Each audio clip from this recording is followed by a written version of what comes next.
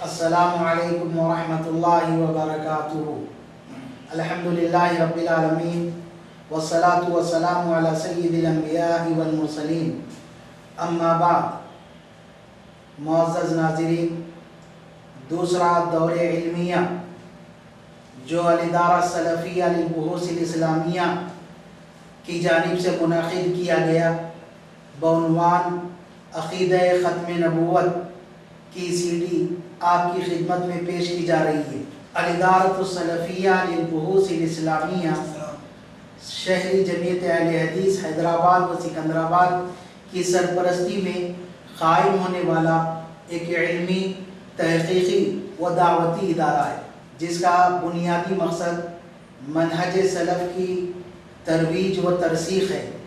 الادارۃ السلفیہ للبحوث الاسلامیہ اپنے بنیادی مقصد کے ساتھ ساتھ دیگر اہداف و مقاصد میں علماء کرام کے درمیان مذاکرے کا ماحول پیدا کرنا، قدیم علماء اہل حدیث کی خدمات کو لوگوں کے سامنے پیش کرنا اور دیگر ہندوستانی زبانوں میں اردو کے ساتھ ساتھ لٹریچر کا پیش کرنا، محاضرات اور سیمینار کو منعقد کرنا جو علمی موضوعات پر مشتمل ہو، یہ ادارے کے اہداف میں سے ہے۔ الحمدللہ ادارہ اپنے ان اہداف کو سامنے رکھتے ہوئے اپنی خدمات و سرگرمیوں کا آغاز کر دیا ہے، اور اس کے زیر اہتمام دو مختلف عناوین سے دور علمیہ منعقد ہو چکے ہیں، اور جبکہ دو زبانوں اردو اور تیلگو میں دو مجلے شائع کیے جا چکے ہیں، جس کا نام نوائے سلف ہے، اور اس مجلے کے مستقل اجرا کے لیے رجسٹریشن کی کارروائی جاری ہے۔ ادارہ اپنے تمام اہداف کی تکمیل کے لیے ایک وسیع علمی اور تحقیقی لائبریری کا محتاج ہے۔ الحمدللہ اس سلسلے میں پیش رفت ہو چکی ہے۔ ادارے نے ٹولی چوکی میں ایک فلیٹ اپنے دفتر اور لائبریری کے لیے کرائے پر حاصل کر لیا ہے اور کتابوں کے جمع کرنے کا آغاز کر دیا ہے۔ ادارہ تمام اہل خیر حضرات سے مخلصانہ گزارش کرتا ہے کہ وہ ادارے کے ان ہمہ جہت اغراض کی تکمیل کے سلسلے میں دست تعاون دراز کریں اور مسلک سلف کے فروغ میں اپنا کردار ادا کریں۔ اللہ تبارک و تعالی محسنین کے اجر کو ضائع نہیں کرتا۔ والصلاة والسلام علی سید الانبیاء والمرسلین، اما بعد۔ معزز حاضرین، الادارۃ السلفیہ للبحوث الاسلامیہ اور شہری جمعیت اہل حدیث حیدرآباد و سکندرآباد اور جمعیت اہل حدیث حلقہ مغل پورہ کی جانب سے آپ تمام کا استقبال ہے۔ اہلاً و سہلاً و مرحباً بکم۔ معزز حاضرین، جیسا کہ آپ جانتے ہیں کہ ہماری آج کی یہ محفل دوسرا دور علمیہ بعنوان ختم نبوت منعقد ہونے جا رہی ہے۔ اس محفل کے آغاز کے لیے میں مسجد حضا کے امام و خطیب حافظ عبدالحمید محمدی صاحب کو دعوت دیتا ہوں کہ تلاوت قرآن کریم کے ذریعے اس محفل کا آغاز فرمائیں۔ حافظ عبدالحمید محمدی صاحب۔ السلام علیکم ورحمۃ اللہ وبرکاتہ۔ اعوذ باللہ من الشیطان الرجیم، بسم اللہ الرحمن الرحیم۔ ما كان على النبي من حرج فيما فرض الله له، سنة الله في الذين خلوا من قبل، وكان أمر الله قدرا مقدورا. الذين يبلغون رسالات الله ويخشونه ولا يخشون أحدا إلا الله وكفى بالله حسيبا. ما كان محمد أبا أحد من رجالكم ولكن رسول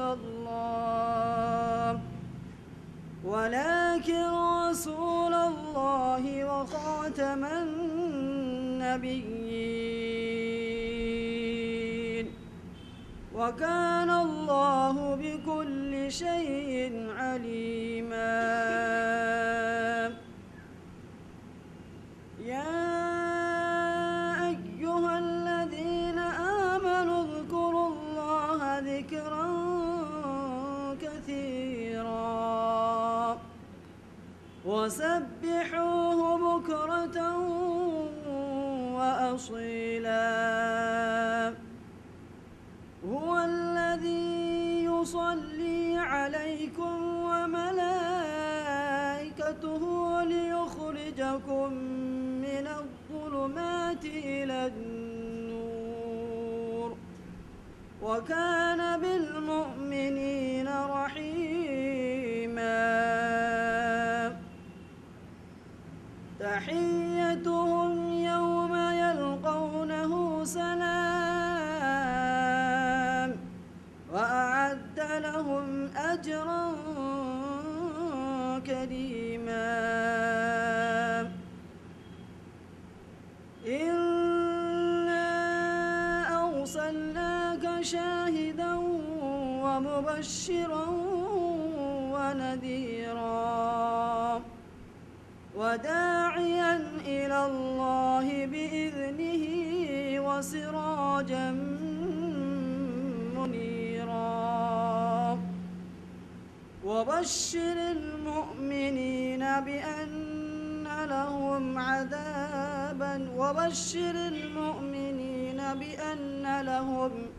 بأن لهم من الله وفضلا كبيرا. السلام علیکم. معزز حاضرین، اللہ رب العالمین نے انسانوں کی ہدایت و رہنمائی کے لیے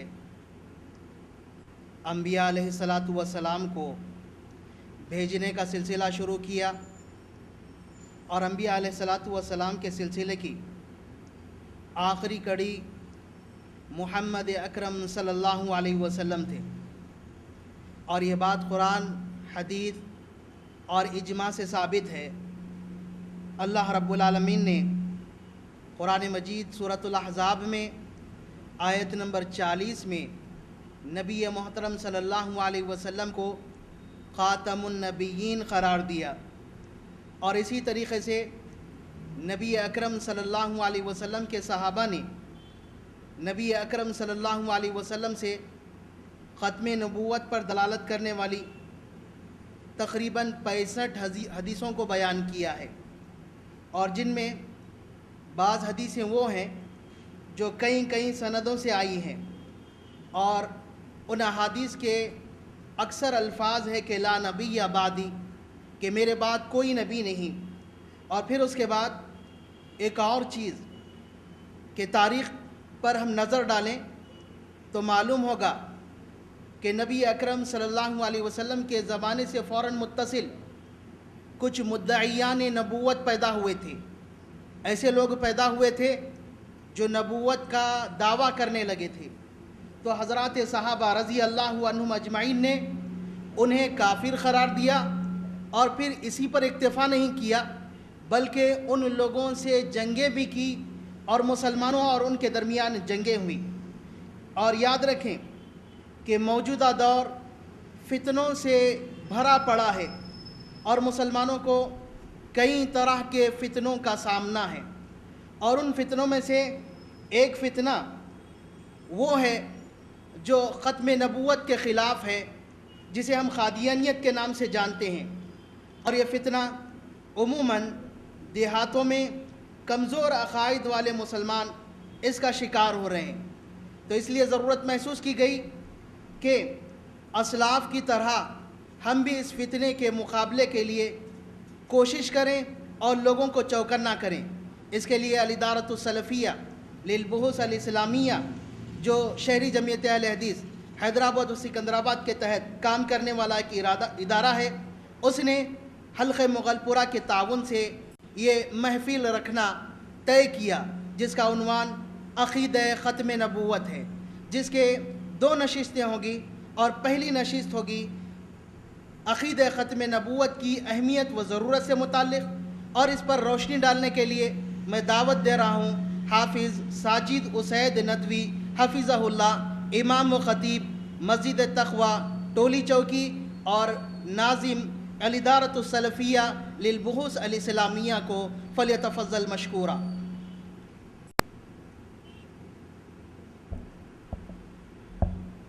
السلام علیکم ورحمۃ اللہ۔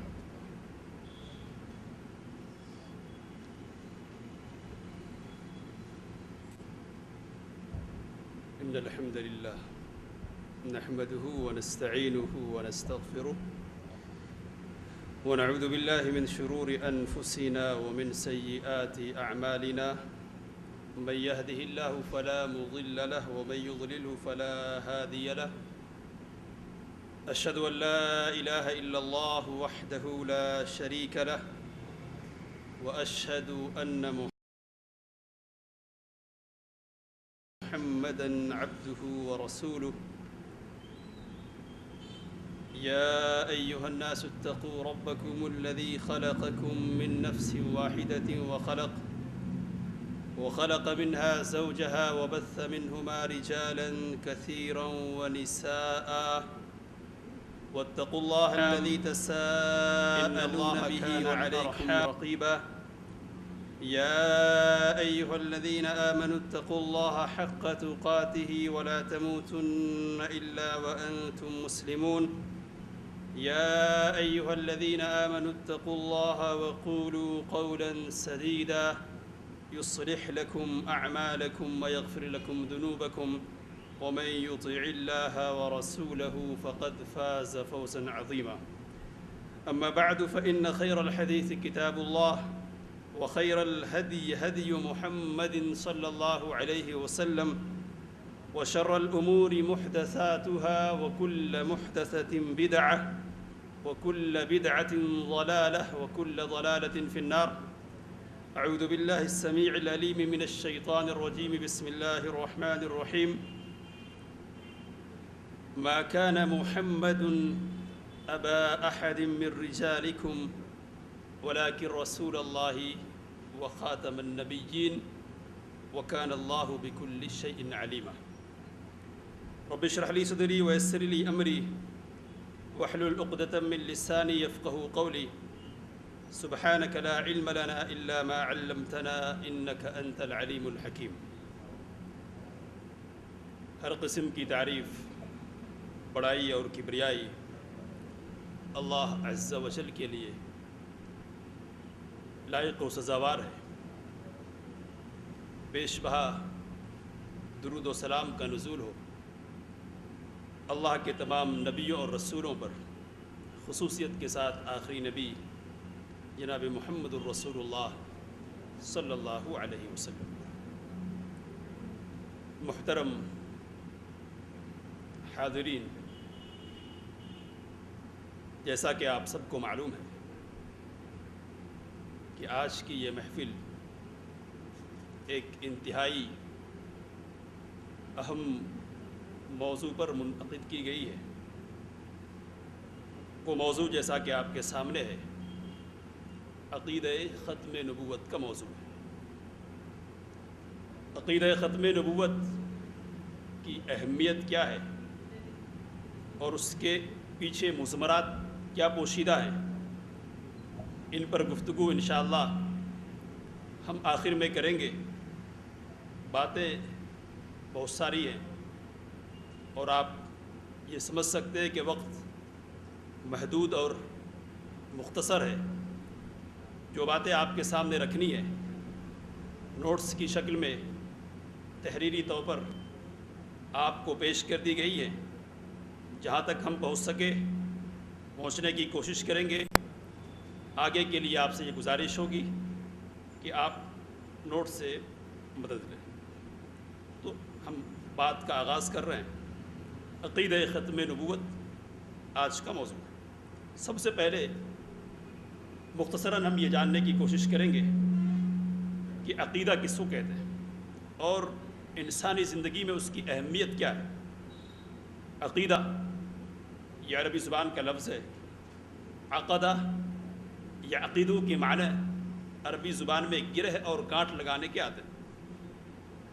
اصطلاحاً دین کی زبان میں جب ہم عقیدے کا اس لفظ استعمال کرتے ہیں تو اس سے مراد ہمارے وہ افکار، وہ خیالات ہوا کرتے ہیں کہ جن پر ماننے یا نہ ماننے کے اعتبار سے، تصدیق اور تکذیب کے اعتبار سے ہمارا دل گانٹھ لگا دے، یعنی ماننے اور نہیں ماننے کے اعتبار سے اس کو قطعی حیثیت دے دے کہ یہ بات ماننے کی ہے، دل کے اطمینان اور قلب کے یقین کے ساتھ اس کو آدمی تسلیم کرے، اور یہ بات نہیں ماننے کی ہے، دل کے اطمینان اور قلب کے یقین کے ساتھ اس بات کا اظہار کرے۔ تو جس بات کا اظہار کیا جا رہا ماننے اور نہیں ماننے کے اعتبار سے وہ کیا ہے؟ دل سے جڑا ہوا وہ عقیدہ ہے۔ اب ہم جن باتوں کی تصدیق کرتے ہیں یا جن باتوں کی تکذیب کرتے ہیں وہ باتیں صحیح بھی ہو سکتی ہیں اور غلط بھی ہو سکتی ہے، سچائی پر مبنی ہو سکتی ہے اور غلطی پر بھی مبنی ہو سکتی ہے۔ تو اس اعتبار سے عقیدہ اچھا بھی ہو سکتا ہے اور برا بھی ہو سکتا ہے، صحیح بھی ہو سکتا ہے اور غلط بھی ہو سکتا ہے۔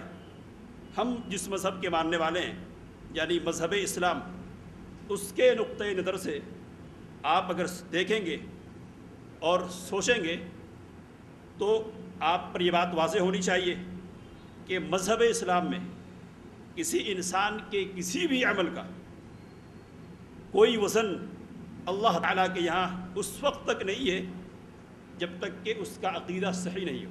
جب تک عقیدہ صحیح نہیں ہے تو اچھا سے اچھا اور بہتر سے بہتر عمل بھی اللہ تعالیٰ کے یہاں بالکل لائق اعتنا اور قابل توجہ نہیں ہے۔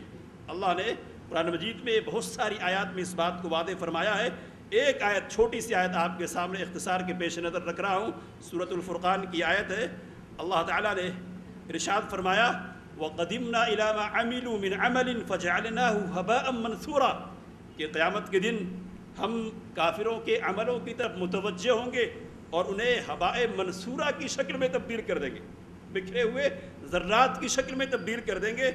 مفسرین اور علماء لکھتے ہیں کہ ہبا ان ذرات کو کہا جاتا ہے جو روشن دان سے ظاہر ہونے والی اور نمودار ہونے والی روشنی میں انسان کو نظر آتے ہیں۔ آپ اور ہم اس بات کو اچھی طرح سمجھ سکتے ہیں کہ وہ جو ذرات جن کا مشاہدہ ہم روشن دان میں کرتے ہیں، کیا ان کو ہم پکڑ سکتے ہیں؟ کیا ان سے کسی طور پر استفادہ کر سکتے ہیں؟ اللہ تعالیٰ نے کہا کہ قیامت کے دن کافروں کے اور بدعقیدہ لوگوں کے عملوں کی مثال بس یہی ہے کہ جس طرح یہ ذرات ہے جن سے کوئی فائدہ حاصل نہیں کیا جا سکتا، اسی طرح ان کے عمل بھی ان کے لیے قطعاً مفید ثابت ہونے والے نہیں ہیں۔ آگے بڑھتے ہیں۔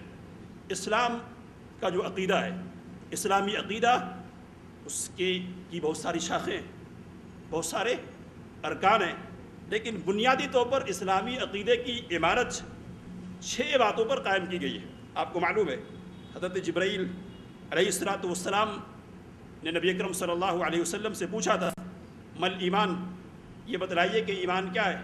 تو نبی اکرم صلی اللہ علیہ وسلم نے ایمان کا تعارف کرواتے ہوئے کہا ان تؤمن باللہ وملائکتہ وکتبہ ورسلہ والیوم الآخر والقدر خیرہ وشرہ، کہ ایمان اللہ پر، ایمان اس کے فرشتوں پر، ایمان اس کی کتابوں پر، ایمان اس کے رسولوں پر، آخرت کے دن پر اور تقدیر کے خیر و شر پر، یہ 6 بنیادی ارکان ہیں ایمان کے۔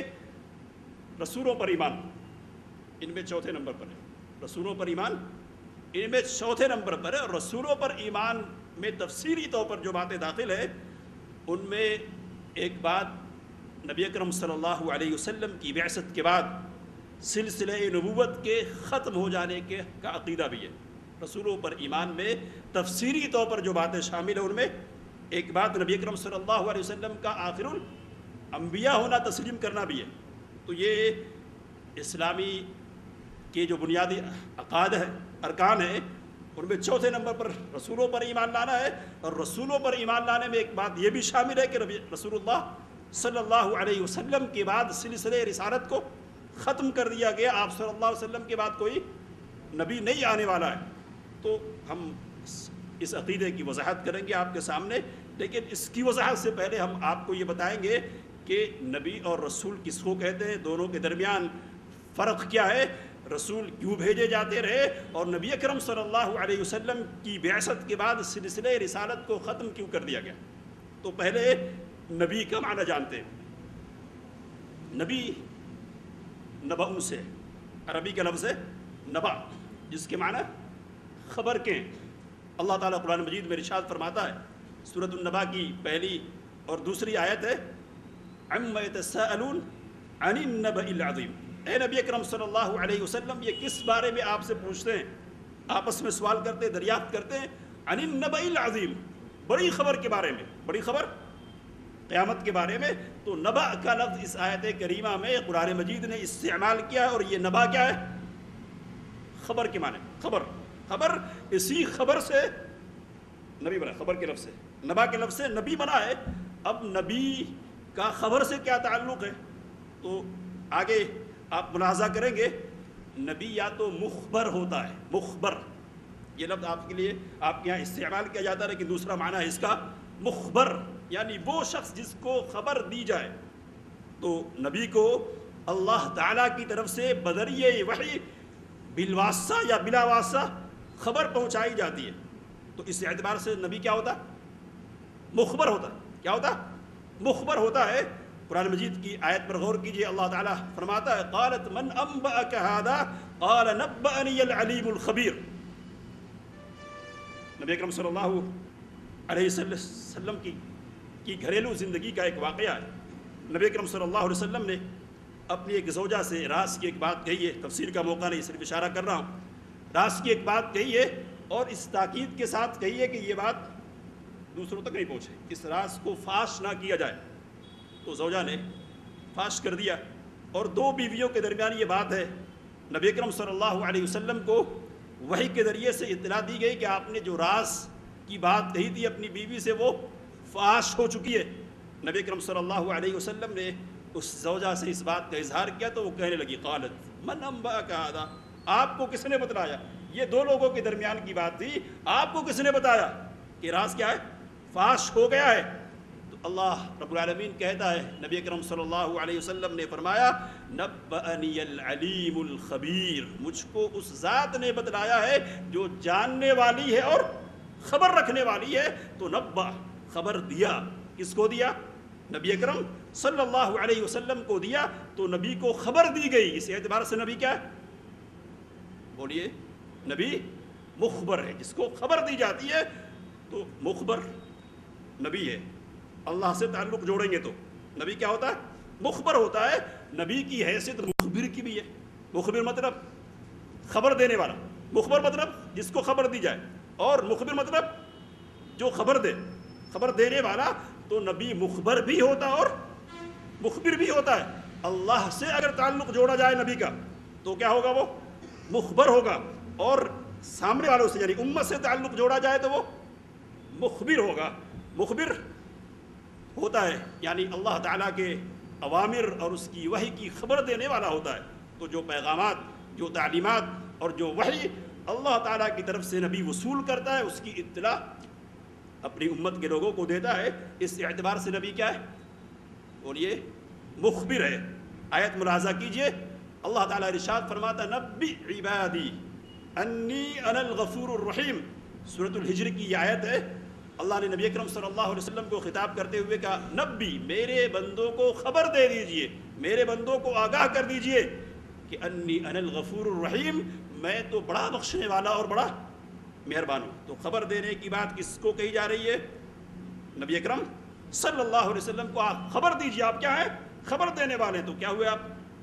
مخبر ہوئے۔ اور وہی بات ہے آگے وَنَبِّئْهُمْ عَنْ ضَيْفِ إِبْرَاهِيمَ، اور ان کو خبر دیجئے، ان کو بتلائیے حضرت ابراہیم علیہ السلام کے مہمانوں کے بارے میں۔ تو یہاں بھی نبی اکرم صلی اللہ علیہ وسلم کی حیثیت مخبر کی ہمارے سامنے آ رہی ہے۔ تو نبی کیا ہوتا ہے؟ مخبر ہوتا ہے۔ اگر اس کا تعلق اللہ سے جوڑا جائے اور امت سے جوڑا جائے تو وہ کیا ہوتا ہے؟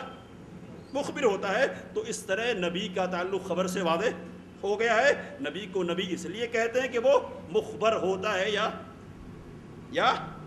مخبر ہوتا ہے۔ سمجھ گئے؟ اب ایک اور معنی ہے نبی کا، اور اشتقاق کے سلسلے میں علماء نے یہ بات بھی کہی ہے کہ نبی کا لفظ نبوہ سے بنا ہے۔ نبوہ کے معنی کیا ہے؟ تو بلند حصے زمین کو عربی زبان میں نبوہ کہتے ہیں، اور زمینوں کے درمیان حد فاصل قائم کرنے کے لیے اور علامت متعین کرنے کے لیے کہ یہ فلاں کی زمین ہے اور یہ فلاں کی زمین ہے، جو علامت لگائی جاتی ہے اس کو نبوہ کہتے ہیں عربی زبان میں۔ تو اس علامت کے معنی سے نبی بنا ہے۔ تو نبی علامت کے معنی میں کیوں استعمال ہوا؟ علامت کا معنی نبی کے لیے کیوں استعمال کیا گیا؟ تو اس لیے کہ نبی رشد و ہدایت کی علامت ہوا کرتا ہے۔ کیا ہے؟ نبی کیا ہوتا ہے؟ رشد و ہدایت کی علامت ہوا کرتا ہے۔ ہم ہدایت کے طریقے کو، راستے کو اس کے ذریعے سے پہچان سکتے ہیں اور ہدایت کی معرفت اس کے ذریعے سے حاصل کر سکتے ہیں۔ تو اس طرح علامت کے معنی میں بھی یہ لفظ استعمال کیا گیا ہے، اور نبی کو اس سے بھی بعض لوگوں نے مستق مانا ہے۔ اب رسول کی طرف بات ہے۔ رسول ارسال سے، ارسل یرسل، ارسال کے معنی بھیجنے کے ہوتے ہیں۔ اللہ تعالیٰ نے سورۃ النمل میں سلیمان علیہ السلام کا قصہ ذکر کیا ہے۔ سلیمان علیہ السلام نے ملکہ بلقیس کے نام خط لکھا تھا، آپ کو معلوم ہے۔ تو خط پہنچنے کے بعد مشورہ کیا، اور آخر میں ملکہ بلقیس نے ایک بات کہی، وہ بات آپ کے سامنے ہے کہی اس نے، وَإِنِّي مُرْسِلَةٌ إِلَيْهِمْ بِهَدِيَّةٍ، میں اس خط بھیجنے والے کی طرف ہدیہ بھیج رہی ہوں، تحفہ بھیج رہی ہوں، اور دیکھنا چاہتی ہوں کہ اس کا کیا جواب آتا ہے۔ تو مرسل بھیجنے والا، بھیجنے والا، نبی رسول مرسل ہے۔ مرسل کے معنی میں جس کو بھیجا جاتا ہے۔ تو ارسال سے اب رسول کو رسول کہنے کی وجہ آپ پر واضح ہے کہ اللہ تعالیٰ کی طرف سے لوگوں کی طرف اس کو بھیجا جاتا ہے۔ بات واضح ہے نا؟ اب سوال یہ ہے کہ نبی اور رسول کے درمیان فرق ہے یا دونوں ہم معنی ہیں؟ یہ سوال ہے۔ نبی اور رسول کے درمیان فرق ہے معنوی طور پر اور ذمہ داری کے اعتبار سے، یہ دونوں ایک ہی معنی میں استعمال ہوتے ہیں، اور دونوں تو معنی کے اعتبار سے جو فرق ہے وہ آپ کے سامنے آ چکا ہے۔ ذمہ داری اور منصب کے اعتبار سے بھی فرق ہے کیا؟ تو نبی اکرم صلی اللہ علیہ وسلم کی حدیث اپنے سامنے ہے، اور قرآن مجید کی آیات اپنے سامنے آئیں گے انشاءاللہ، جن سے یہ واضح ہوگا کہ نبی اور رسول میں فرق ہوتا ہے۔ پہلی روایت یا پہلی دلیل آپ کے سامنے ہے۔ حضرت ابو امامہ رضی اللہ تعالی عنہ کہتے ہیں کہ حضرت ابو ذر غفاری رضی اللہ تعالی عنہ نے عرض کیا کہ اللہ کے رسول صلی اللہ علیہ وسلم انبیاء کرام علیہم الصلاۃ والتسلیم کی تعداد کیا ہے؟ میں صرف ترجمہ کر رہا ہوں، وقت کم ہے اس لیے۔ انبیاء کرام علیہم الصلاۃ والتسلیم کی تعداد کیا ہے؟ تو کہا 124 الفا، 1,24,000۔ بہت مشہور بات ہے یہ، بعض علماء نے اس حدیث کی تضعیف کی ہے، لیکن آپ حوالے میں دیکھ رہے ہوں گے کہ السلسلۃ الصحیحہ کا حوالہ دیا میں نے اس بات کی وضاحت کے لیے کہ علامہ البانی رحمہ اللہ نے اس روایت کو کیا کہا؟ صحیح قرار دیا ہے۔ تو اس روایت کی روشنی میں انبیاء کرام علیہم الصلاۃ والتسلیم کی تعداد کتنی ہو رہی ہے؟ بولیے 1,24,000۔ 1,24,000 رسول نبی ہیں، انبیاء ہیں۔ پوچھا آگے کہ اللہ کے رسول صلی اللہ علیہ وسلم، سوال نہیں ہے بلکہ نبی اکرم صلی اللہ علیہ وسلم نے خود واضح فرمایا کہ الرسل من ذلك 300 و15 جمع، وفیرہ ان میں رسولوں کی تعداد 315 ہے۔ کتنے رسول کتنے ہوئے؟ تو رسول کم ہے اور انبیاء کرام کیا ہیں؟ زیادہ ہے۔ آگے آیت بھی ہے، اب اللہ تعالیٰ نے کہا وما ارسلنا من قبلک من رسول ولا نبی، میں نے آپ سے پہلے جو رسول اور جو نبی بھی بھیجا. تو رسول اور نبی کو الگ الگ ذکر کر رہا. اختصار کے ساتھ آگے بڑھ رہا ہوں. دیکھیے آیت کریمہ سورہ حج کی ہے اور آگے دیکھیے اللہ نے کہا وَذْكُرْ فِي الْكِتَابِ موسیٰ علیہ السلام کو کتاب میں ذکر کیجئے انہو کان مخلص، وہ چنندہ تھے اللہ کے، وَكَانَ رَسُولًا نَبِيًّا، اور کیا تھے؟ رسول تھے اور نبی بھی تھے. تو رسول اور نبی کو الگ الگ ذکر کیا جا رہا، رسول اور نبی کو الگ الگ. تو معلوم یہ ہوا کہ نبوت اور چیز ہے اور رسالت اور چیز ہے. اب نبوت اور چیز ہے اور رسالت اور چیز ہے، فرق کیا دونوں میں؟ مسئلہ کیا فرق ہے دونوں کے درمیان؟ تو علماء نے بہت سارے فروق بیان کیے ہیں. ایک فرق یہ بیان کیا کہ جس پر وحی ہو لیکن تبلیغ کا حکم نہ دیا جائے. لیکن میرے خیال سے یہ بات ہضم نہیں ہونے والی کہ کسی پر وحی ہو اور اس کو تبلیغ کا حکم نہ دیا جائے تو پھر وحی بے مقصد ہو جاتی ہے. غور کریں گے تو ہے کہ نہیں؟ تو کیا ہے؟ تو ایک عام بات جو اس سلسلے میں علماء نے کہی ہے وہ یہ کہ پیغمبر نبی وہ ہوتا ہے کہ جو پچھلے انبیاء نبی کی شریعت کے مطابق لوگوں کی اصلاح کرنے پر مامور ہوتا، اور رسول وہ ہے جس کو مستقل شریعت دے کر کافروں کے درمیان اللہ تعالیٰ بھیجتا ہے. علامہ ابن تیمیہ رحمہ اللہ نے اسی قسم کی بات کہی ہے. علامہ ابن تیمیہ رحمہ اللہ نے اسی قسم کی بات کہی ہے. تو نبی اور رسول کے درمیان کیا ہے؟ فرق ہے. اور حدیث جو آپ کے سامنے آئی ہے 1,24,000 کی اور پھر 315 کی، اس روایت پر آپ غور کریں گے تو یہ بات آپ پر واضح ہوگی کہ نبوت کا مقام عام ہے. کیا ہے؟ نبوت کا مقام عام ہے اور رسالت کا مقام کیا ہے؟ خاص ہے. ہر رسول نبی نہیں ہو، ہر رسول نبی ہوگا لیکن ہر نبی رسول نہیں ہوگا. ہر نبی کیا ہے؟ رسول نہیں ہوگا لیکن ہر رسول کیا ہے؟ نبی ہوگا. اس کو ذرا سمجھنا آپ کو. ایک دلیل آپ کے سامنے ختم نبوت کے حوالے سے قرآن مجید کی آیت کی روشنی میں آنے والی ہے، اس لیے غور کر لیجئے پہلے. کیا کہ ہر نبی رسول نہیں ہوتا لیکن ہر رسول کیا ہے؟ نبی ہوتا ہے. تو فرق بھی آپ نے سمجھ لیا. اب ایک بات یہ سمجھنے کی ہے اور یہ ختم نبوت کے حوالے سے ایک گمراہی ہے، اس کا جواب ہے یہ. آپ ذہن میں رکھتے چلے کہ نبوت تمام تر وہابی چیز ہے. نبوت کیا ہے؟ وہابی چیز. وہابی چیز مطلب کیا ہے؟ اللہ تعالیٰ دے کسی کو تو ملتی ہے، محنت کے ذریعے سے، ریاضت کے ذریعے سے کوئی نبوت حاصل نہیں کر سکتا. عالم، فاضل، حکیم وغیرہ وغیرہ دنیا کی بہت ساری چیزیں، ولایت وغیرہ ساری چیزیں آپ محنت اور ریاضت کے ذریعے سے حاصل کر سکتے ہیں. لیکن نبوت وہابی ہے. تمام تر کیا ہے؟ وہابی ہے. اللہ کے دینے سے ملتی ہے. وہابی ذرا ایک فکری گمراہی ہے. انشاءاللہ اگر وقت باقی رہا تو سامنے یہ گمراہی آئے گی آپ کے سامنے. تو نبوت کیا ہے؟ وہابی، اللہ کے دینے سے. اللہ نے ارشاد فرمایا وقالوا لولا نزل هذا القرآن على رجل من القريتين عظيم. کافروں نے یہ کہا کہ یہ قرآن مجید طائف اور مکہ کے ایک بڑے آدمی پر کیوں نہیں اتارا گیا؟ اگر قرآن مجید کو اترنا تھا تو طائف اور مکہ کا جو بڑا آدمی ہے، عروہ بن مسعود کے سلسلے میں مفسرین نے لکھا کہ وہ مراد ہے. تو عروہ بن مسعود بڑا آدمی ہے، اس کو نبی بنانا چاہیے تھا. کس نے کہا؟ یہ کافروں نے کہا، مکہ کے لوگوں نے، قریش کے لوگوں نے. اللہ نے کہا اہم یقسمون رحمت ربک، کیا یہ اپنے رب، آپ کے رب کی رحمت تقسیم کرنا چاہ رہے ہیں؟ ان کے ہاتھ میں نحن قسمنا بینہم معیشتہم فی الحیات الدنیا، دنیا کی زندگی میں گزران اور معاش کی چیزوں کی تقسیم ہم نے ان کے درمیان کی ہے. ورفعنا بعضهم فوق بعض درجات، اور ہم نے ایک کے اوپر ایک کو بلند کیا ہے. تو دنیا کی زندگی میں تو فرق رکھا، کسی کو دے دیا، کوئی محنت کے ذریعے سے آگے بڑھ جا رہا. لیکن نبوت کیا میری رحمت ہے، اور اللہ اعلم حیث یجعل رسالت، اللہ کو خوب معلوم ہے کہ وہ اپنی رحمت کس کو دے گا. تو نبوت دی جاتی ہے، نبوت حاصل، بات سمجھ رہے کیا ہے؟ نبوت حاصل نہیں کی جاتی محنت اور ریاضت کے ذریعے سے. کسب سے اس کا تعلق نہیں ہے. کس سے تعلق ہے؟ وہب سے. عربی لفظ وہب، ملنا، عطا کرنا کسی کو. اللہ دیتا ہے، کوئی اپنی محنت سے حاصل نہیں کرتا. آگے چلیں گے. اب ہم اس بات پر غور کریں گے کہ رسولوں کو بھیجنے کی ضرورت کیا ہے. تو ایک آیت کریمہ آپ کے سامنے ہے، سورہ ذاریات کی بہت مشہور. اللہ نے ارشاد فرمایا وَمَا خَلَقْتُ الْجِنَّ وَالْإِنسَ إِلَّا لِيَعْبُدُونَ. میں نے جن اور انس کو اس لیے پیدا کیا کہ وہ میری ہی عبادت کرے.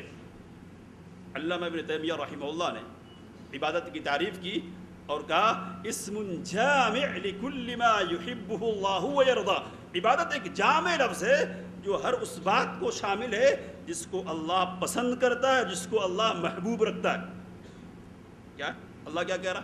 عبادت کے لیے پیدا کیا ہے.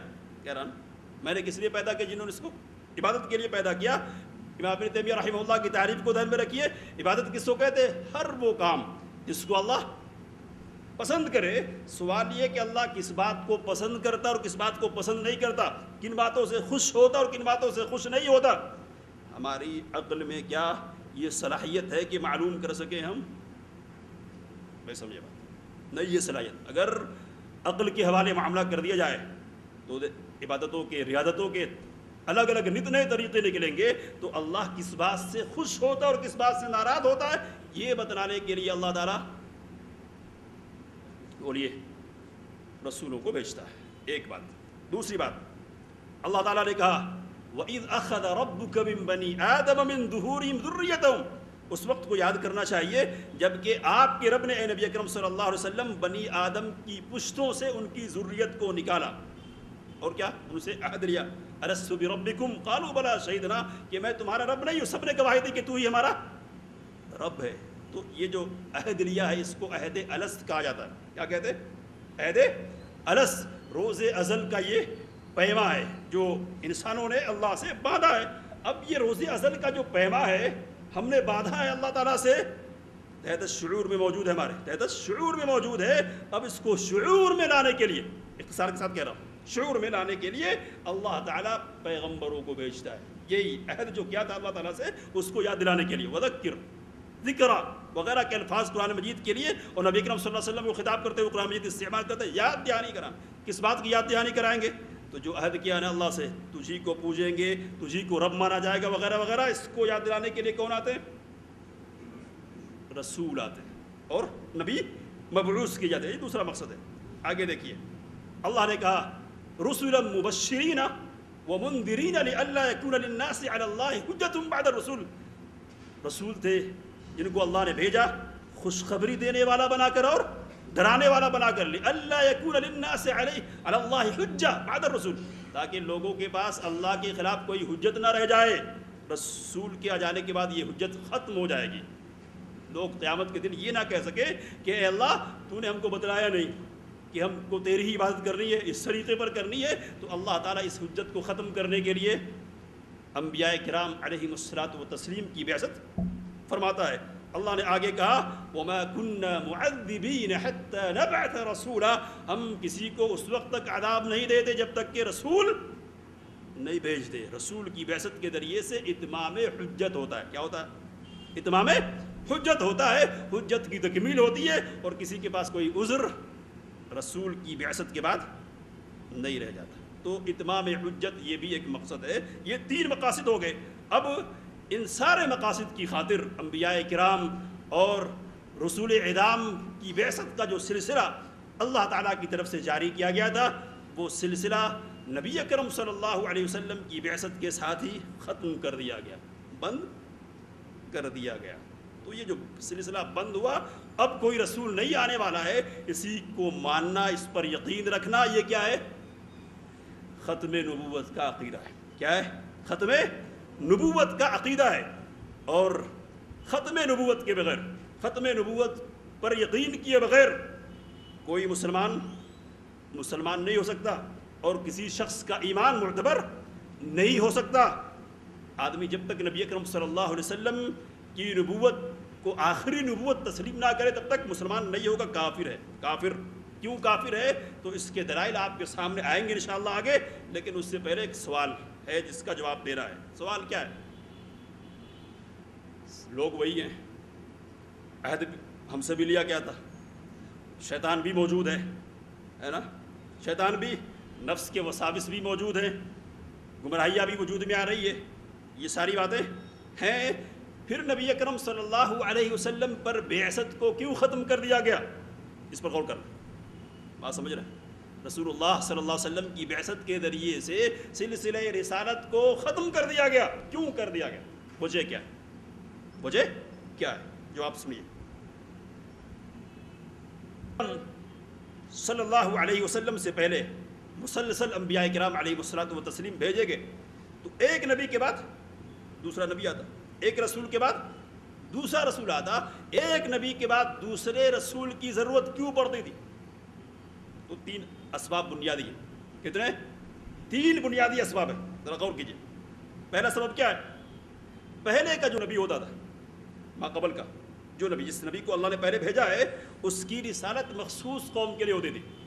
جیسے حضرت جبرائیل، حضرت عیسیٰ علیہ السلام نے کہا کہ مجھے بنی اسرائیل کی کھوئی ہوئی بھیڑوں کے لیے بھیجا اللہ تعالیٰ نے، کہا نا، یعنی بنی اسرائیل کے لیے مخصوص ہے نبوت. کس کی؟ حضرت عیسیٰ علیہ السلام کی. ایک مثال دے رہا ہوں میں. تو پچھلا جو نبی ہوتا تھا اس کی رسالت کیا ہے؟ مخصوص قوم کے لیے ہوتی تھی، اور دوسری قوم کو تبلیغ کرنے کا حکم اس کو نہیں ہوتا تھا. اب دوسری قوم کو تبلیغ کرنا تو کیا کریں گے؟ کیا کریں گے؟ تو اس کے لیے اللہ تعالیٰ کیا کرتا؟ دوسرا رسول بھیجتا. یہ پہلی ضرورت. دوسری ضرورت، پچھلے نبی کی رسالت کے آثار اور اس کی تعلیمات مٹ جاتی اور تحریف و تغیر کا شکار ہو جایا کرتی، مٹا دیا کرتی قومیں اور امتیں. جو تعلیمات انبیاء کرام علیہ الصلوۃ والتسلیم لے کر آتے، جو نبی لے کر آتا، اس پہ پردہ پڑ جاتا اور مٹ جاتی. اب لوگوں کے لیے شریعت الہی پر چلنا کیا ہے؟ مشکل ہو جاتی. تو اب نئے سرے سے شریعت الہی دے کر اللہ تعالیٰ رسول کو بھیجتا تھا، نئے نبی کو بھیجتا تھا. یہ دوسرا سبب. کیا سبب ہے دوسرا؟ نبی جو تعلیمات لے کر آیا تھا پہلے کا، اس کی تعلیمات کیا ہو گئی ہے؟ مٹ گئی ہے. لوگوں نے اس میں تحریف اور تغیر کر دیا ہے، اور اس پوزیشن میں وہ تعلیمات نہیں رہ گئی کہ ان پر عمل کی بنیاد استوار کی جا سکے. تو اب نئے سرے سے عمل کی بنیاد قائم کرنے کے لیے نئی نبوت کی ضرورت پڑتی تھی. سمجھئے؟ نئی نبوت کی ضرورت پڑتی تھی. تیسری بات کیا ہے؟ پچھلے نبی کی جو شریعت ہوتی تھی وہ اس کے زمانے کے مطابق ہوتی تھی، اور اس کی ضروریات اس زمانے کی ضروریات کی تکمیل کرنے والی ہوتی تھی. لیکن بعد کے زمانے کی ضرورت کی تکمیل اس کے ذریعے سے نہیں ہوتی تھی. تو نئے زمانے کی نئی ضرورت کی تکمیل کے لیے اللہ تعالیٰ نیا نبی بھیجتا تھا. کیا؟ جو تعلیمات، جو شریعت نبی کو دے کر اللہ بھیجتا، وہ مخصوص زمانے کے لیے ہوتی. اس میں یہ صلاحیت نہیں ہوتی کہ آگے کے زمانے کے مطابق وہ مفید ثابت ہو. تو اللہ تعالیٰ نئے حالات، نئے ظروف کے لیے نئے نبی کا انتخاب فرماتا. اب غور کیجئے کہ نبی اکرم صلی اللہ علیہ وسلم کی بعثت کے بعد کیا یہ تینوں کی تینوں ضرورتیں ہیں یا ختم ہو گئی ہیں؟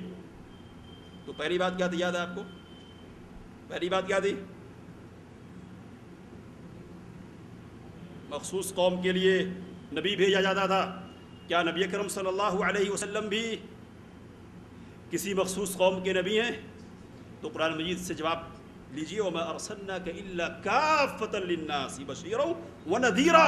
ہم نے نبی اکرم صلی اللہ علیہ وسلم آپ کو سارے لوگوں کے لیے، پوری نوع انسانیت کے لیے رسول بنا کر بھیجا ہے، رحمت بنا کر بھیجا ہے.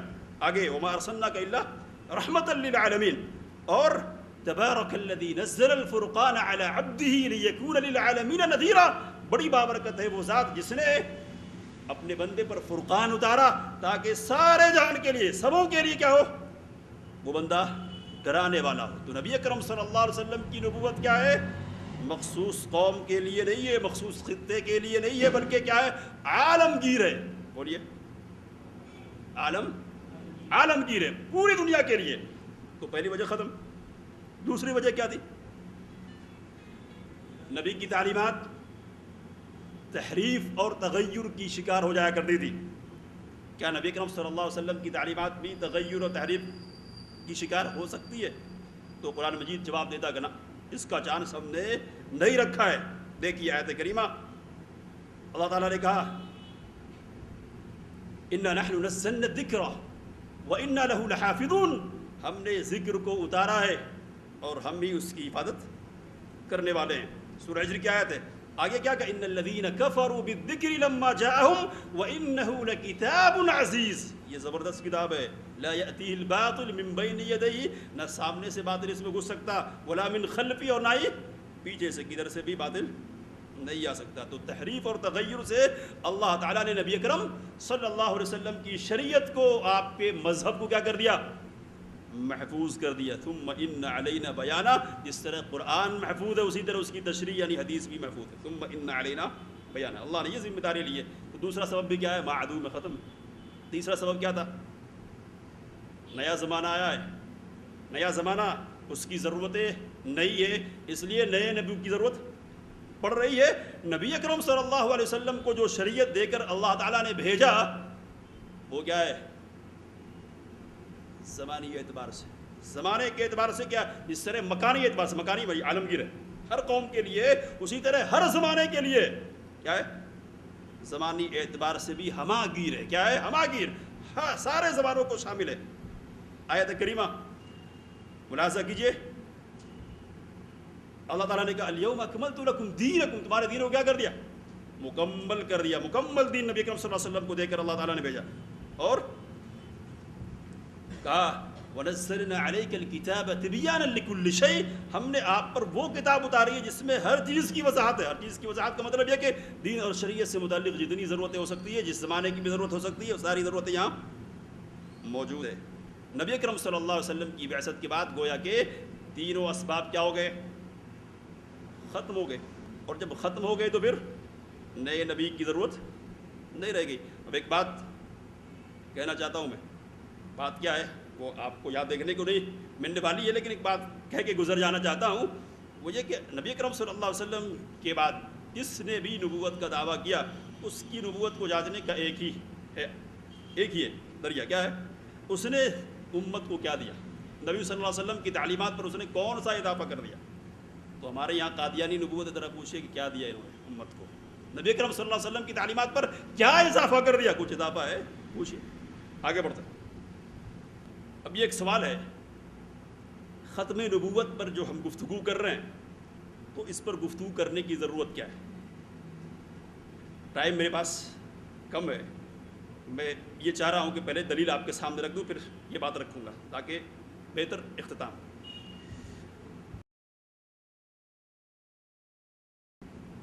دیکھیے، میں نے آپ کے سامنے یہ بات رکھی تھی کہ دلیل پر ہم بعد میں گفتگو کریں گے، پہلے یہ بات جاننا چاہیے ہمیں کہ نبوت کا سلسلہ نبی اکرم صلی اللہ علیہ وسلم پر کیوں ختم کر دیا گیا، یہ بات ہم جان چکے ہیں۔ اب دلائل کی طرف آئیے، تو سب سے پہلے قرآنی دلیل، جہاں تک قرآنی دلائل کی بات ہے تو اس سلسلے میں سب سے پہلی اور بالکل واضح دلیل سورہ احزاب کی آیت ہے جس کے الفاظ ہیں ما کان محمد ابا احد من رجالکم، محمد صلی اللہ علیہ وسلم تم میں سے کسی مرد کے باپ نہیں ہے، ولکن رسول اللہ، بلکہ وہ کیا ہے؟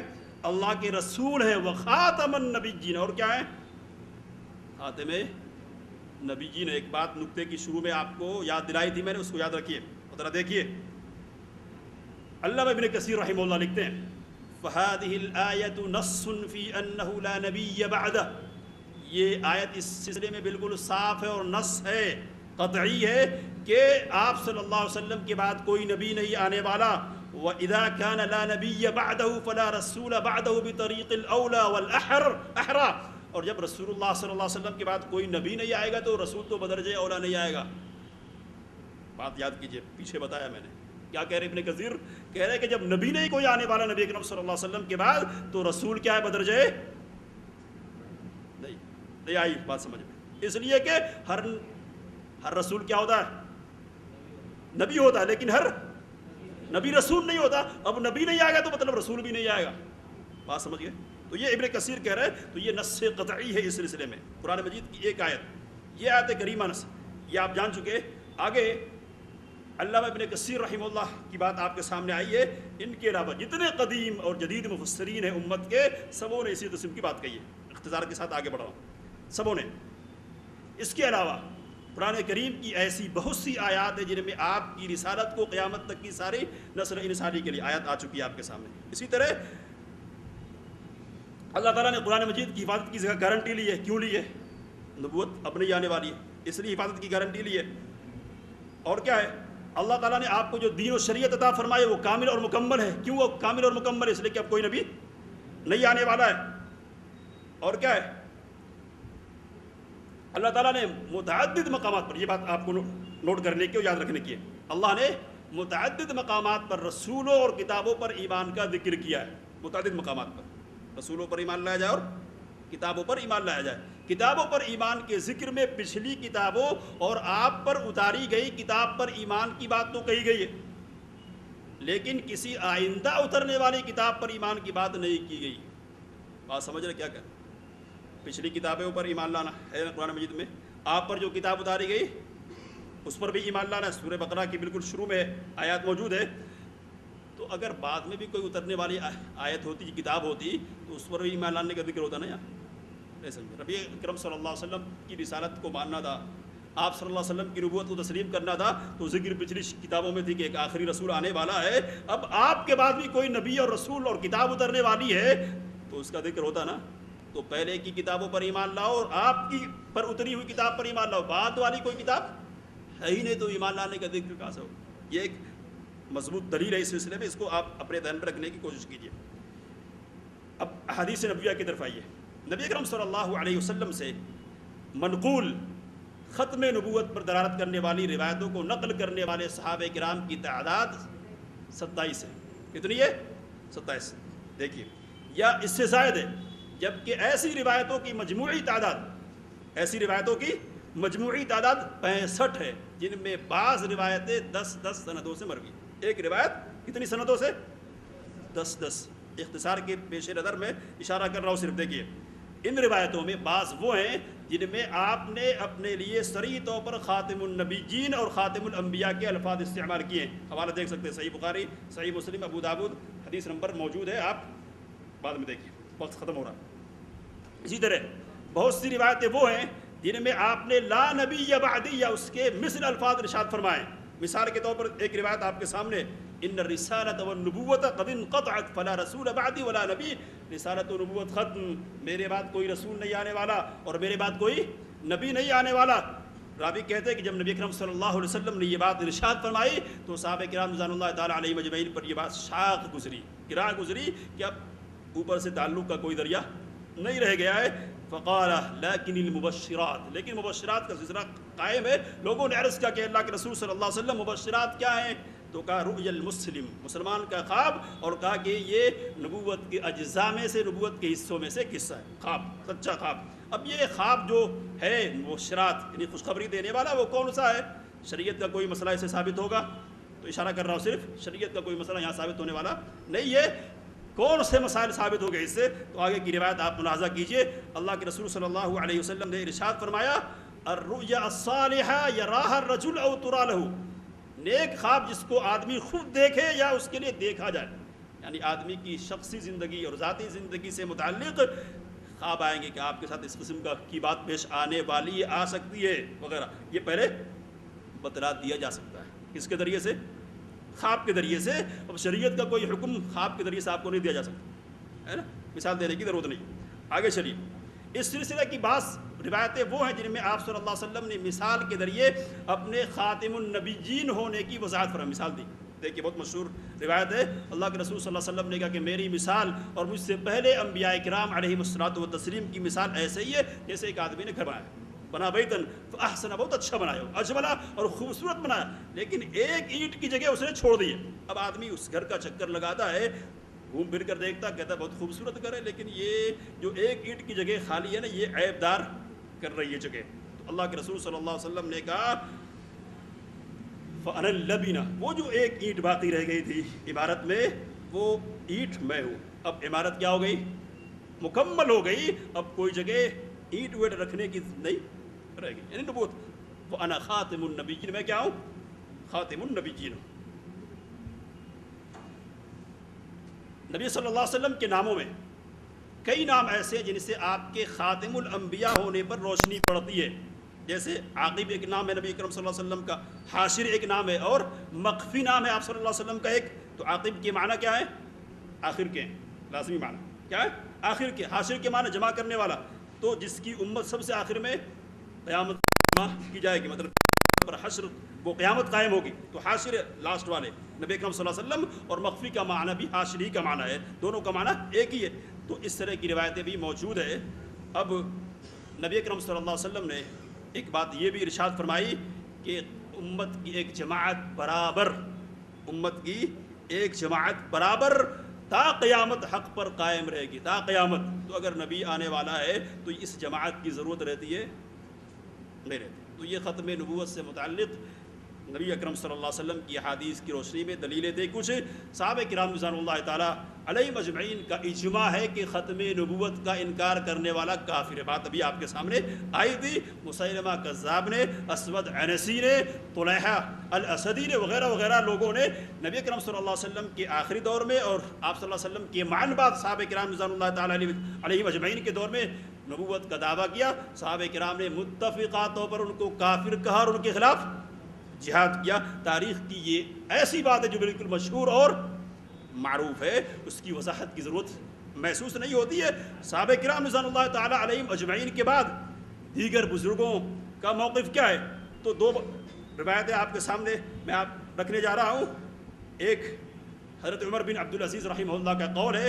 انہوں نے لوگوں سے خطاب کرتے ہوئے کہا، اے لوگو، قرآن کے بعد نہ کوئی کتاب ہے اور نہ ہی محمد صلی اللہ علیہ وسلم کے بعد کوئی نبی ہے. تابعی بزرگ ہیں، ان کا قول آپ کے سامنے ہے. ایک دوسرا قول، امام ابو حنیفہ کے زمانے میں ایک آدمی نے نبوت کا دعویٰ کیا. ذرا ایک پوائنٹ ہے اس لیے اس کو نقل کیا میں نے، اور لوگوں سے مہلت مانگی. کیا مانگی؟ مہلت مانگی کہ وہ نشانیاں پیش کرے گا. نبوت کا دعویٰ کیا اور کہا کہ میں اپنی نبوت پر نشانیاں پیش کروں گا کہ میں نبی ہوں. تو امام ابو حنیفہ نے کہا جس نے اس سے نشانی طلب کی اس نے کفر کیا. کیا بات ہے؟ یہ نقطے کی بات اس لیے میں نے اس کو نقل کیا. غور کیجئے، کیا کہا؟ جس نے اس سے نشانی طلب کی اس نے کفر کیا. اس لیے کہ نبی اکرم صلی اللہ علیہ وسلم کا ارشاد ہے کہ میرے بعد کوئی نبی نہیں ہے. تو جیسے ہی آپ نے نشانی طلب کر لیا، گویا کہ آپ صلی اللہ علیہ وسلم نبی صلی اللہ علیہ وسلم کی اس قول کو کیا کر دیا؟ جھٹلا دیا، ریجیکٹ کر دیا. نبوت کی نشانی طلب کرنا مطلب یہ نبی ہو سکتا ہے یہ مانا نا آپ نے، تو کیا ہو جائیں گے آپ؟ کافر ہو جائیں گے. امام خطیب بغدادی لکھتے ہیں مسلمانوں اور اہل کتاب کا اجماع ہے کہ سب سے پہلے نبی آدم علیہ السلام ہے، جبکہ مسلمانوں کے نزدیک آخری رسول محمد صلی اللہ علیہ وسلم ہیں. مسلمانوں کے نزدیک کیا ہیں؟ سب کے نزدیک ہے. یہ اور بات ہے کہ انکار کیا جائے، اس لیے کہ ان کی کتابوں میں بھی یہ بات موجود ہے نا کہ رسول اللہ صلی اللہ علیہ وسلم کیا ہوں گے؟ آخری نبی ہوں گے. تو یہ دلائل ہے ختم نبوت کے. لیکن اس کے باوجود کیا ہے؟ لوگوں نے نبوت کا دعویٰ کیا. نبی اکرم صلی اللہ علیہ وسلم نے پیشین گوئی کی تھی کہ میرے بعد 30 دجال قسم کے اور جھوٹے قسم کے لوگ پیدا ہوں گے. کلہم یدعی النبوہ، ہر ایک کا دعویٰ کیا ہوگا کہ وہ نبی ہے. لیکن میں خاتم النبیین ہوں، میرے بعد کوئی نبی آنے والا نہیں ہے. تو نبوت کے دعوے نبی اکرم صلی اللہ علیہ وسلم کے بعد کیے گئے. تو 30 کی پیشین گوئی کی تھی. وضاحت کر رہا ہوں، وقت کم ہے چونکہ. 30 کی پیشین گوئی کی تو 30 سے مراد یہ نہیں ہے کہ صرف 30 ہی آئیں گے. سینکڑوں میں نبوت کے دعوے دار پیدا ہوئے. 30 سے مراد ایسے لوگ ہیں کہ جن کو باقاعدہ ماننے والے لوگ مل جائیں گے، جن کو قوت حاصل ہوگی. تو نبی اکرم صلی اللہ علیہ وسلم کے دور اخیر میں کچھ لوگ ایسے ہوئے، آج بھی کچھ لوگ ہیں. کیوں نبوت کا دعویٰ کیا؟ ایک سوال ہے جس کا جواب یہاں آپ کے سامنے ہے، لیکن وقت نہیں ہے. میں ذرا پیچھے کی طرف چلتا ہوں. پیچھے کی طرف چلنے کا مطلب یہ ہے کہ ایک سوال آپ کے سامنے آیا تھا اس سے پہلے کہ ختم نبوت پر گفتگو کی ضرورت کیوں ہے اور اس کے مضمرات کیا ہیں. ختم نبوت کے عقیدے کو تسلیم کر لینے کے بعد اور بہت ساری کن باتوں کو تسلیم کرنا ہمارے لیے لازم آتا ہے. تو ختم نبوت کا مطلب کیا ہے؟ پہلی بات نوٹ کیجئے، یہ وہاں نہیں ملنے والی ہے آپ کو، صرف اشارہ کیا میں نے. ختم نبوت کا مطلب یہ ہے کہ اب وحی کا سلسلہ بند. کیا؟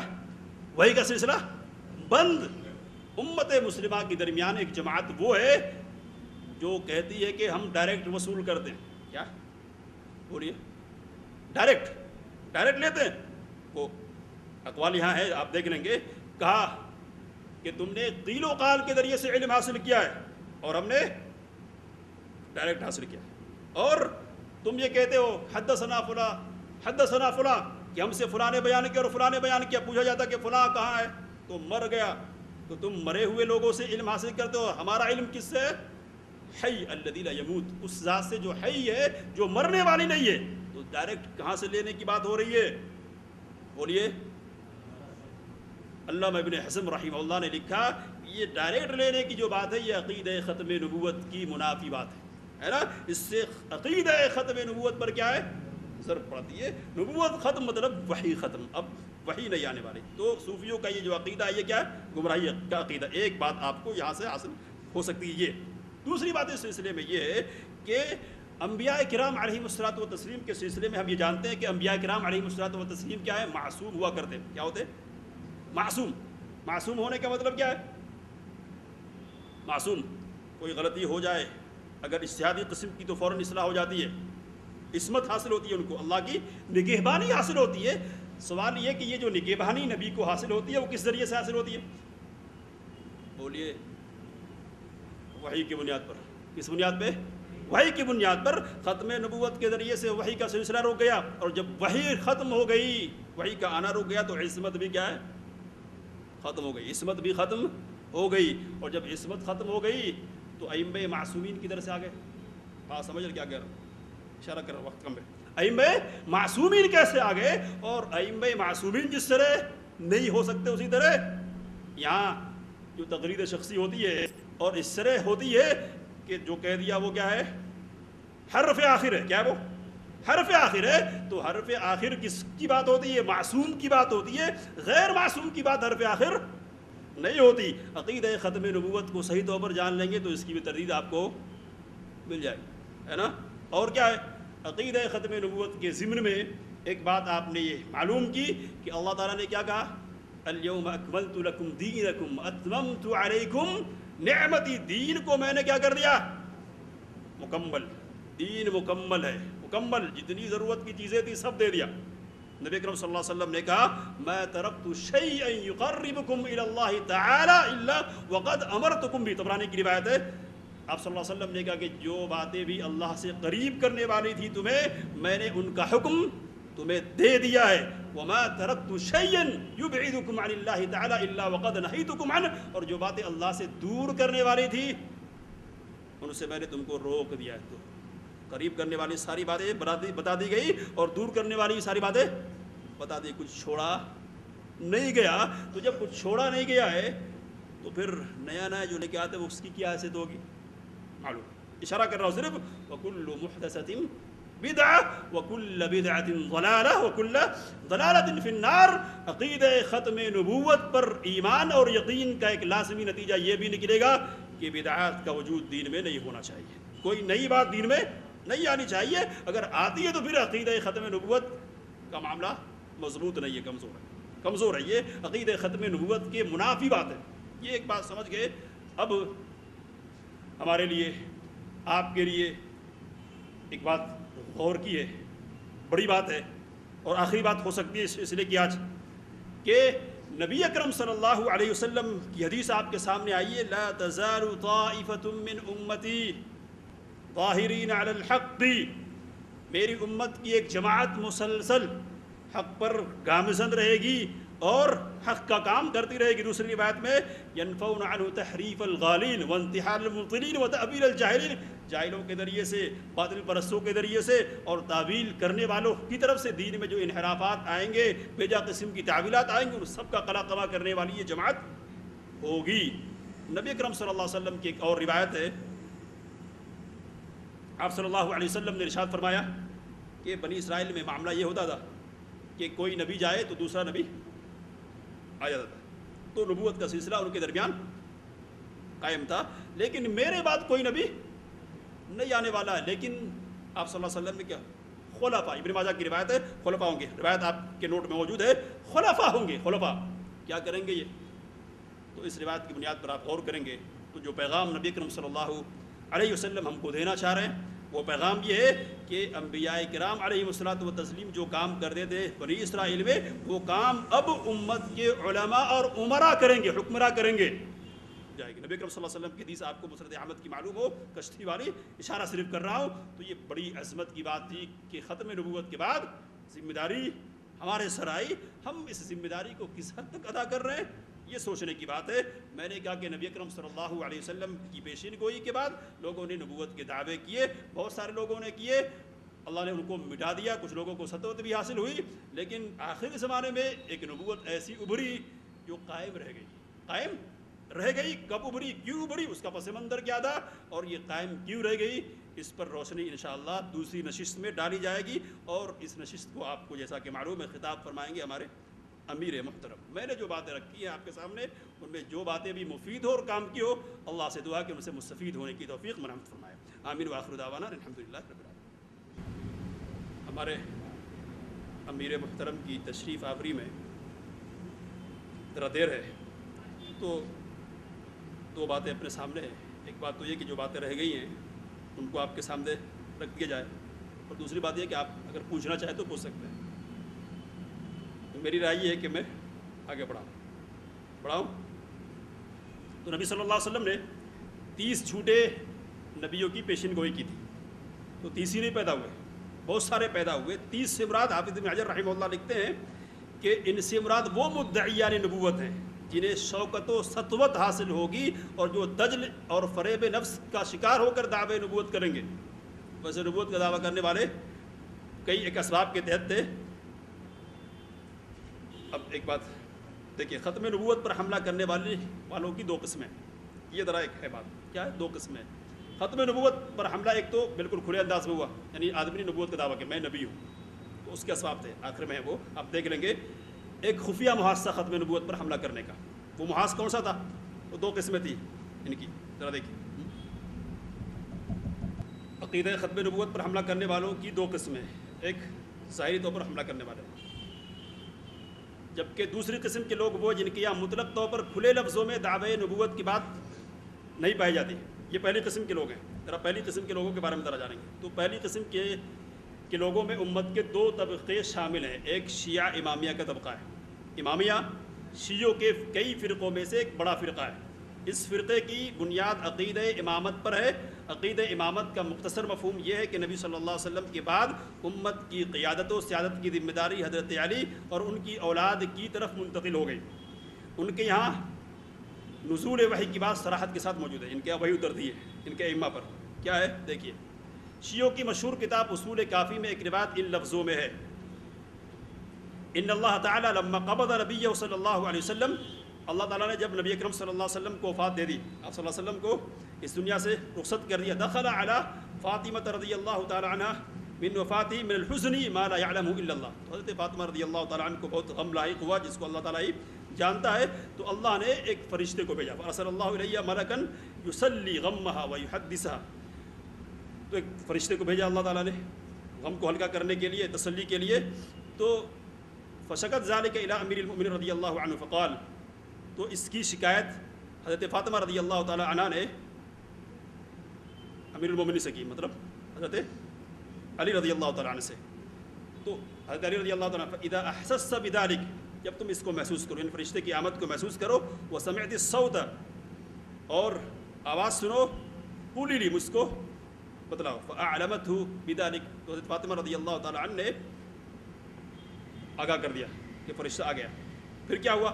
فجعل امیر المؤمنین رضی اللہ عنہ یکتب کل ما سمع حتی اثبت من ذلك مصحفا. تو جو بات بھی فرشتہ کہتا گیا امیر المؤمنین یعنی حضرت علی لکھتے گئے, یہاں تک کہ ایک مصحف پورا وجود میں آ گیا. اس یہ شیعوں کی کتاب میں موجود ہے. وہی آ رہی ہے, فرشتہ آ رہا ہے, اور فرشتوں کا آنا مطلب کیا ہے, بات آئی ہے آپ کے سامنے. یہ ختم نبوت کے عقیدے کے منافی ہے. اس وحی کو مصحف فاطمہ کہا جاتا ہے. کیا کہتے ہیں؟ مصحف فاطمہ. اسی اصول کافی میں جعفر صادق سے اس مصحف کے بارے میں یہ الفاظ منقول ہیں, وَإِنَّ عِنْدَنَا لَمُصْحَفَ فاطمة علیہ السلام. قلت, راوی کہہ رہا, وما مصحف فاطمہ. جعفر صادق نے کہا کہ ہمارے پاس مصحف فاطمہ ہے. پوچھا کہ کیا ہے مصحف فاطمہ؟ تو کہا مصحف فیہ مثل قرآنکم ھذا ثلاث مرات. ایسا مصحف ہے یہ کہ جس میں تمہارے قرآن کے مثل 3 ہے, 3 گنا زیادہ. جتنی باتیں تمہارے قرآن مجید میں موجود ہے اس سے 3 گنا باتیں یہاں موجود ہے, اور اس میں تمہارے قرآن کا ایک حرف بھی نہیں ہے. کیا کہا؟ تمہارے قرآن کا ایک حرف بھی نہیں ہے. تو یہ مصحف فاطمہ ہے. ایک شیعی روایت کے مطابق شیعوں کے ایک امام سے پوچھا گیا کہ رسول, نبی اور امام میں کیا فرق ہوتا ہے, ذرا دیکھیں فرق. تو انہوں نے فرمایا رسول وہ ہے جس پر جبریل اترتے ہیں, رسول انہیں دیکھتا اور ان کا کلام سنتا ہے. رسول پر وحی اترتی ہے اور خواب بھی نظر آتے ہیں, جیسے حضرت ابراہیم علیہ السلام کا خواب نبی کبھی کلام سنتا اور کبھی فرشتے کو دیکھتا ہے لیکن کلام نہیں سنتا، جبکہ امام وہ ہے جو کلام تو سنتا لیکن فرشتے کو نہیں دیکھتا، تو اٹیچ امام۔ تو امامت کا معاملہ کیا ہے؟ نبوت سے جڑا ہوا ہے۔ کن کے یہاں؟ شیعہ امامیہ کے یہاں۔ گویا امام پر وحی اترتی ہے، شیعوں کو امامت کے غلط عقیدے نے ختم نبوت کے باب میں اس غلطی تک پہنچایا۔ دراصل جب انہوں نے امامت علی و اولادہ کے عقیدے کو اپنایا اور اسے فروغ دینا چاہا تو ضروری تھا کہ ان ائمہ میں دوسروں سے ممتاز کوئی الگ خصوصیت پائی جائے، اس کے لیے انہوں نے ان کی معصومیت کا افسانہ تراشا۔ بات کیا ہے؟ بات یہ ہے کہ انہوں نے حضرت علی رضی اللہ تعالیٰ عنہ کو اور ان کی اولاد کو دوسروں سے ممتاز کرنا چاہا الگ، تو کیا کیا جائے؟ تو ان کو معصوم بنا دیا۔ اس حوالے سے معصومیت کا فلسفہ کیا ہے؟ ان کو الگ کرنا اور علیحدہ کرنا، سب سے ممتاز کرنا۔ اور اس افسانے نے انہیں وحی کے جاری رہنے کا عقیدہ نتیجے کے طور پر دیا۔ ویسے ائمہ کی معصومیت کا عقیدہ بذات خود ختم نبوت کے عقیدے کے منافی ہے۔ امام ابن تیمیہ رحمہ اللہ نے فرمایا فمن جعل بعد الرسول معصوما يجب الايمان بكل ما يقول فقد اعطاه معنى النبوة وان لم يعطه لفظا۔ امام ابن تیمیہ رحمہ اللہ کہتے ہیں کہ جو کسی کو معصوم سمجھتا ہے رسول صلی اللہ علیہ وسلم کے بعد ایسا معصوم کہ جس کے ہر حرف پر ایمان لانا کیا ہے؟ ضروری ہے، تو وہ اس کو نبوت کا درجہ دے رہا ہے، گرچہ کہ منہ سے نہیں کہے۔ تو کسی کو معصوم سمجھ رہا، بغداد کی ہے میں نے، معصوم سمجھنا کیا؟ یہ ختم نبوت کے عقیدے کے منافی ہے۔ اور یہ معصومیت کا عقیدہ کہاں پایا جاتا ہے؟ شیعوں کے یہاں۔ آگے دیکھیے دوسرا طبقہ، یہ امت کا وہ دوسرا طبقہ ہے، صوفیہ کا طبقہ، جس کے یہاں وحی کے جاری ہونے کی بات پائی گئی۔ اس سلسلے میں سب سے پہلے اس کے مشہور فرد ابو یزید البستامی کا یہ قول ملاحظہ فرمائیے۔ وہ علماء شریعت، علماء اور محدثین سے خطاب کرتے ہوئے کہتا ہے، کیا کہتا ہے؟ اخذتم علمکم میتا عن میت واخذنا علمنا عن الحی الذی لا یموت۔ تم نے جو اب علم حاصل کیا ہے، محدثین نے، فقہاء نے، وہ کیا مردے نے مردے سے سنا ہے؟